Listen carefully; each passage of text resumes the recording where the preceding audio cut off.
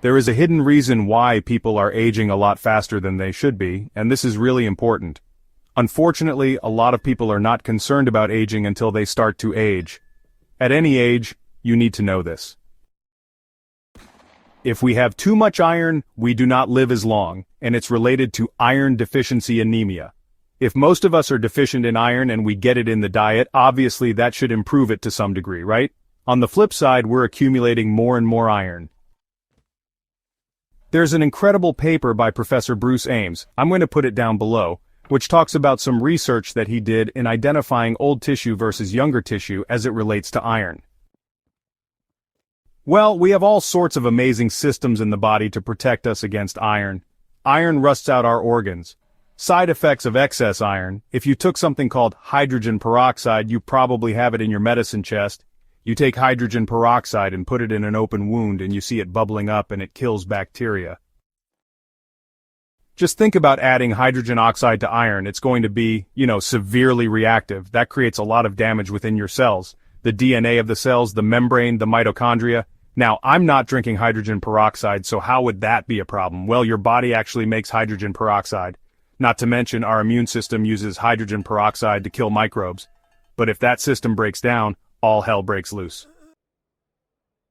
I think what happens with these anemic kids is they have something called dysfunctional iron, where iron is locked up to the point where it's just not available to the red blood cell, so they become anemic, yet at the same time, they might have too much. Here we are, adding all this iron to the food supply, and we're wondering why it doesn't work.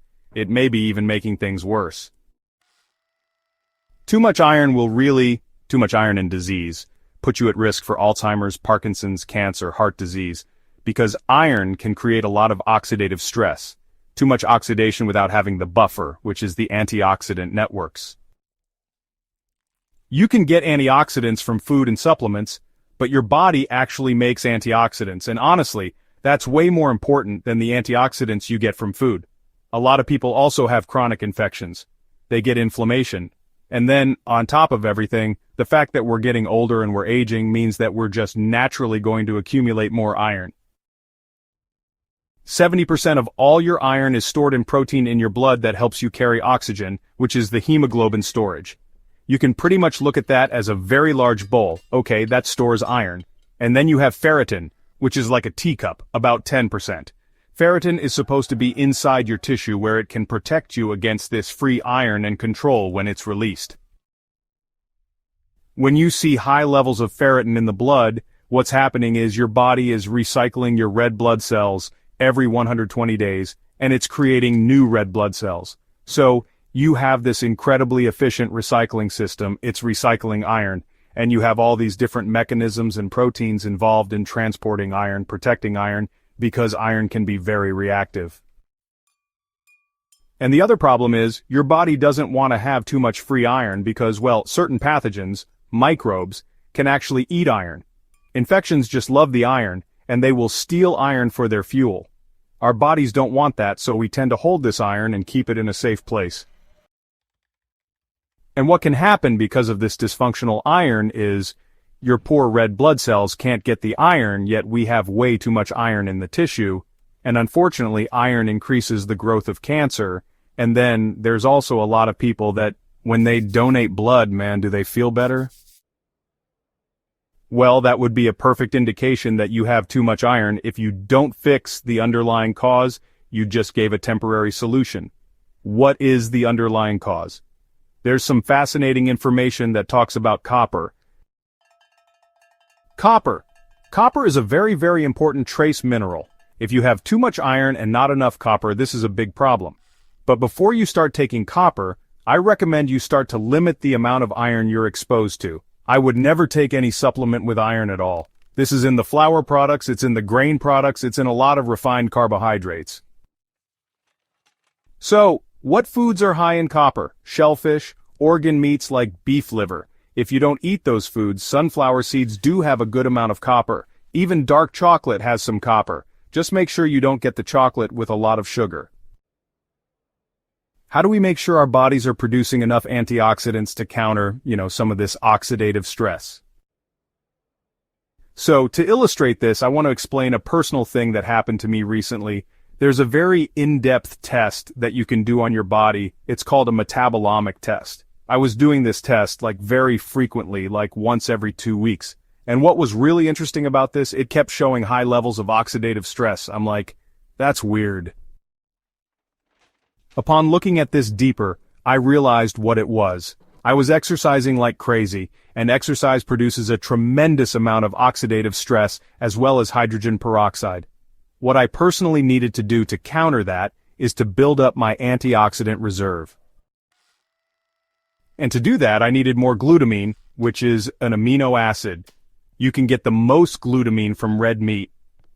And then I tested myself, and it was much, much better. The point was there's all sorts of things that can increase the need for more antioxidant help. Alcohol, smoking, pollution, junk foods.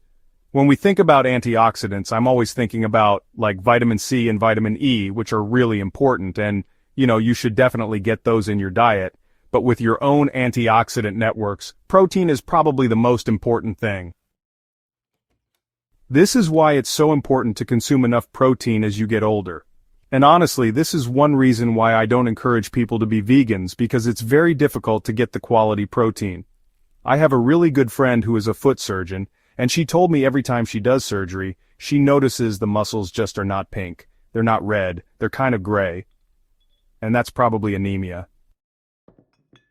The problem with vegans is they have to take an iron supplement and they're not getting this heme iron. And heme iron only comes from animal products like meat. And look, I'm not saying not to be a vegan or vegetarian, I'm just saying it's difficult. There are other things that help build up your antioxidants too. Now, I already mentioned copper, but zinc and manganese. These are trace minerals that can come from shellfish, seafood, things like that. Magnesium and selenium, which is another trace mineral. So what are some other things you can do to get this iron out of your tissues that go beyond just avoiding iron and, building up your internal antioxidant networks?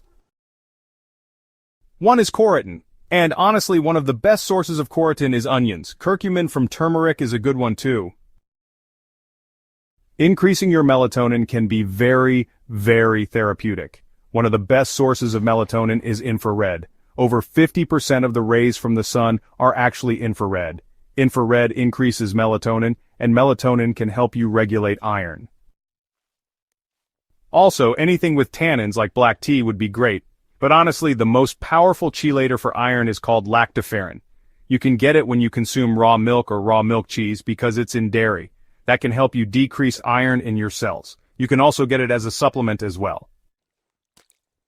The next time you get your blood test, make sure they include ferritin. You want that number as low to 0 as possible. I hope I put this on your radar enough for you to really do these action steps that I mentioned. So, thanks for watching, and I will see you in the next video.